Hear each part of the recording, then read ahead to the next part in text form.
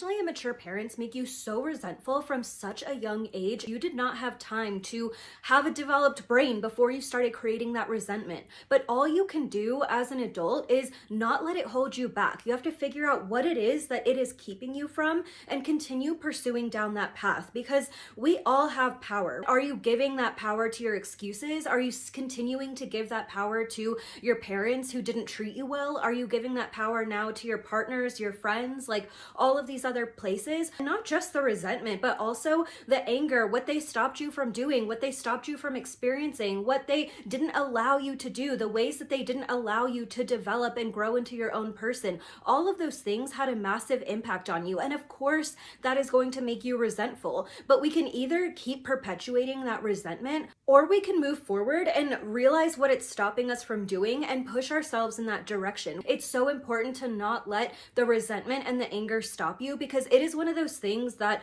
will not always go away or will not go away easily. And that's partially because that resentment is genuinely honest. It is how we felt. It is how we feel about not being given the right resources, not being given fair treatment at the base level. We don't need to worry about making the resentment go away, just like we don't need to worry about completely making any form of anger go away. The way that we reduce impact towards these kinds of situations is making sure that we don't continue using them as excuses for how to move forward in our future. You couldn't control your past, but you can control parts of your present. You can control where you're headed in your future to a certain extent. So why are we not taking every advantage that we can in order to do that and in order to go in that direction? That is the only way that over time that resentment will lessen, because instead of you looking at all the things that they stopped you from doing and stopped you from having, if you're putting all of your energy and